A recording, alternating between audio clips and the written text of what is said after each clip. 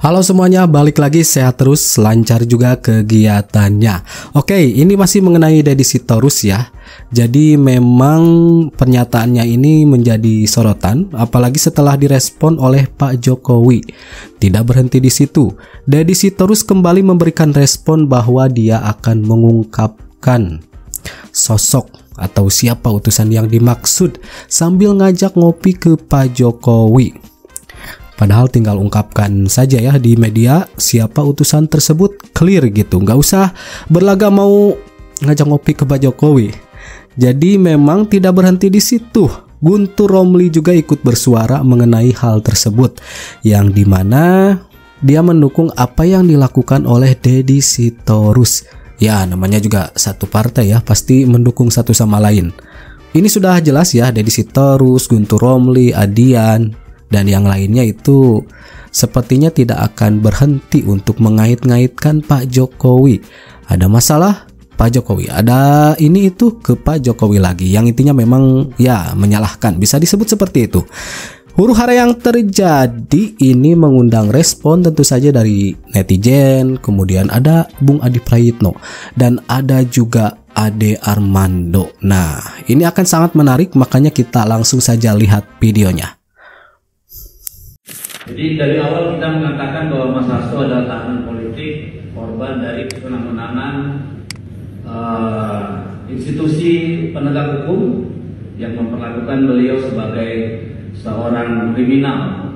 Perlu diketahui bahwa pada sekitar tanggal 14 Desember itu ada utusan yang menemui kami, ya, yang memberitahu bahwa Sekjen harus mundur, lalu jangan pecat Jokowi.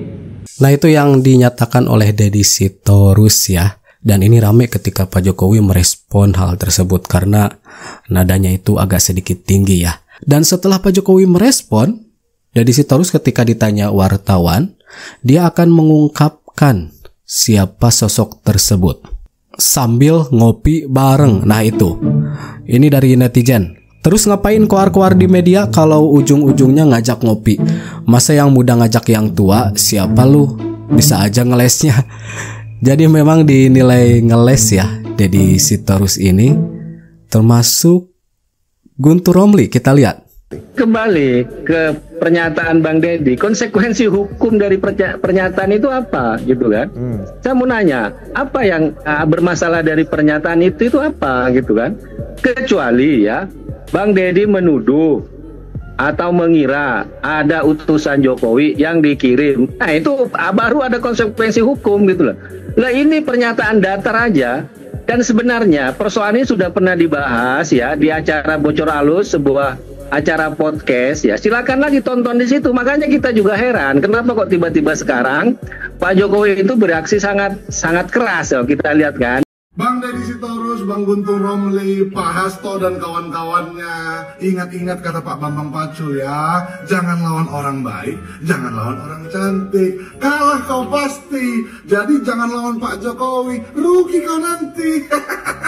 Inilah ini kan, pejabat korup kok dibela sih, ha? Ini bukan karena politik, ini karena apa? Karena dia bantu Harun Masiku. Pejabat ya, dia kan bukan pejabat, dia hanya seorang sekjen. Ke Hasto. Tapi Bang Guntur Romli, Bang Deddy Sitorus dan teman-teman Pak Hasto yang ada di PDIP itu menurutku kritis-kritis dan paten-paten ya, karena mereka bisa pakai ilmu cocokologi. Peristiwa-peristiwa yang berdekatan semua dicocok-cocokkan gitu, semua dihubung-hubungkan walaupun nggak masuk akal dan logika sehat, tapi ya asal cocok mantap. Contohnya katanya Pak Jokowi habis dipecat, selang beberapa waktu Pak Hasto langsung jadi tersangka. Wih, cocok kali katanya. Ya kan, menurut sekuensi waktu kata Bang Guntur Romli ini sangat cocok. Berarti pada saat Pak Hasto ketangkap kemarin, ya, kaos kakiku juga hilang di rumah. Aku mau kantor pagi-pagi tuh kaos kakiku hilang. Berarti kalau dicocok-cocokologikan, siapa yang menghilangkan kaos kakiku? Apa jangan-jangan ketika aku sering kritik Pak Hasto, kaos kakiku diambil Pak Hasto? Wow, cocokologi yang luar biasa. Nah, untuk kawan-kawanku sekarang, coba kalian buat ilmu cocokologi ya terkait Pak Hasto kayak barusan yang kubuat, ya, yang kayak barusan Bang Guntur Romli buat. Ya asal cocok aja nggak apa-apa, tulis di kolom komentar. Yang menang, yang paling menarik tentang Pak Hasto, nanti kalian dapat dokumen dan video rahasia yang dari Rusia itu, yang sekarang nggak diungkap-ungkap. Aku nggak ngerti, jangan-jangan udah kerendam juga kayak handphone Harun Masiku. Jangan-jangan udah kerendam kayak handphone Harun Masiku. Emang kayaknya nggak bakalan dibuka ya file atau dokumen rahasia, karena memang ya nggak ada kayaknya. Mulai setelah direspon oleh Pak Jokowi dengan suara nada tinggi dan juga di akhir kalimatnya beliau mengatakan sabar ada batasnya. Tiba-tiba ini orang yang namanya Bung Deddy Sitorus, dia saat ditanya media mengatakan saya akan ngajak ngopi Pak Jokowi kalau dia mau. Untuk mengatakan siapa tuh katanya orang utusan itu. Lah kalau kayak gitu kemarin ngapain diungkapin sama media? Ya kalau Jokowi doang yang harus tahu gitu loh. Sekarang ini ketika Anda menyatakan ataupun mengeluarkan statement terkait ada utusan nih ke publik, sekarang masyarakat lagi nunggu tuh siapa orangnya, ya kan? Inisialnya sampai sekarang gak disebutin, apalagi orangnya. Kita lagi nunggu ini. Ngapain sekarang ngajak ngopi Pak Jokowi, saya tanya? Hah? Apakah harus Pak Jokowi doang yang harus tahu? Kenapa kemarin diungkapin kalau Jokowi doang yang harus tahu? Ini malah menjadi permasalahan baru menurut saya. Lebih baik ungkapin aja ke media siapa tuh orangnya gitu loh. Gimana sih? Malah Pak Jokowi doang yang harus tahu. Apa gimana ini? Hah? Segala ngajak ngopi puasa. Ya, kita dibuat nunggu terus ya, dari mulai Pak Hasto yang katanya punya dokumen rahasia. Kemudian ini sekarang Deddy Sitorus nggak ngomong ke media siapa utusan tersebut. Hubungan politik antara PDIP dan Jokowi yang kembali mendidih. Ini tentu tidak terlepas dipicu oleh pernyataan Deddy Sitorus dalam sebuah konferensi pers sesaat misalnya setelah Hasto itu ditahan oleh KPK. Bagaimana hubungan antara PDIP dan Jokowi kembali memanas. Sontak tak lama setelah itu kita mendengarkan secara terbuka Pak Jokowi memberikan respon yang menurut saya agak sedikit berbeda dari sebelumnya. Biasanya Jokowi kalau dikait-kaitkan dengan kasus Hasto, jawaban Jokowi terkesan cukup datar, normatif, kalem, dan menyerahkan segala sesuatunya itu pada persoalan-persoalan hukum.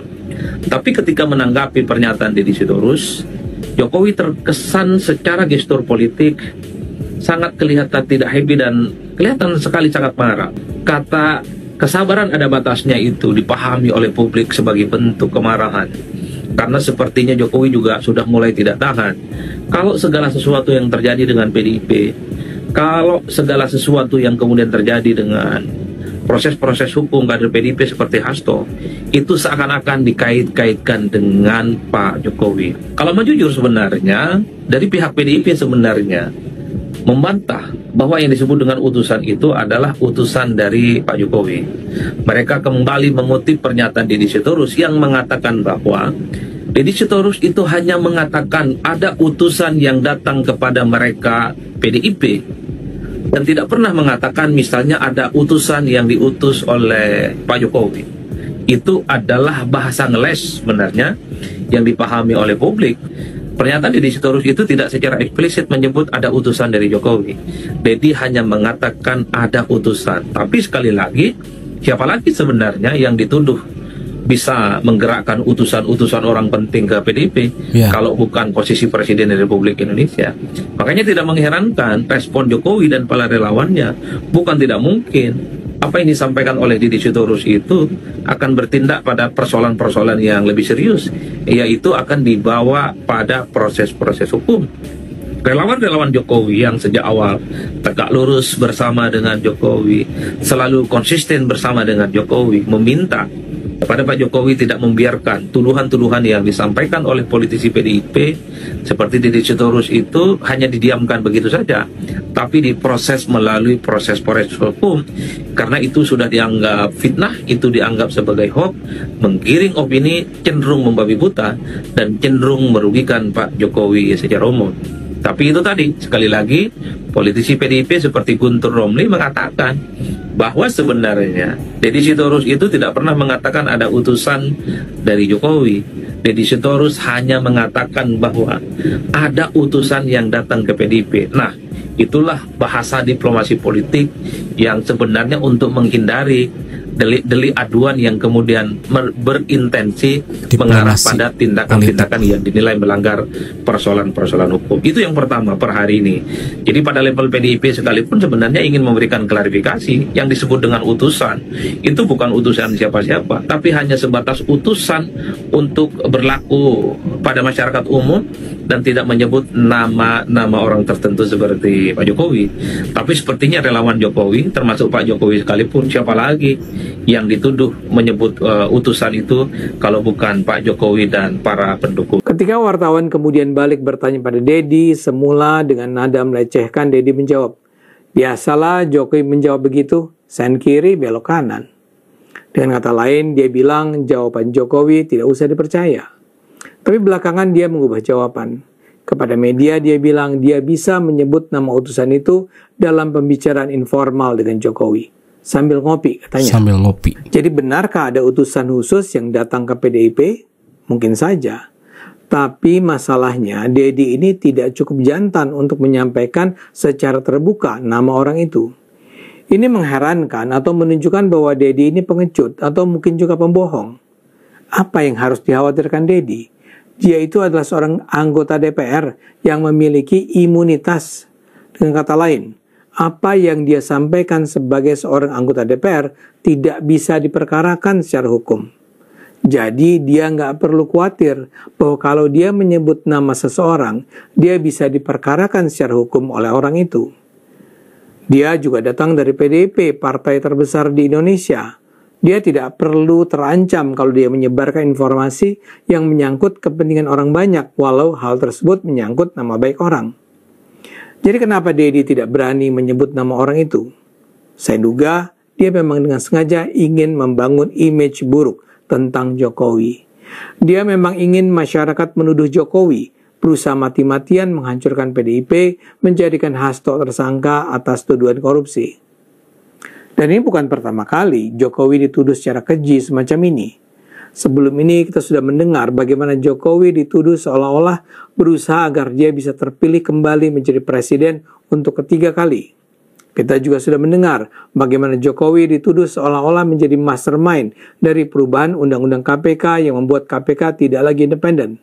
Kita juga sudah mendengar bagaimana Jokowi dituduh menggunakan tangan kekuasaan agar Mahkamah Konstitusi mengubah syarat pencalonan presiden dan wakil presiden sehingga Gibran bisa maju sebagai calon wakil presiden tahun lalu.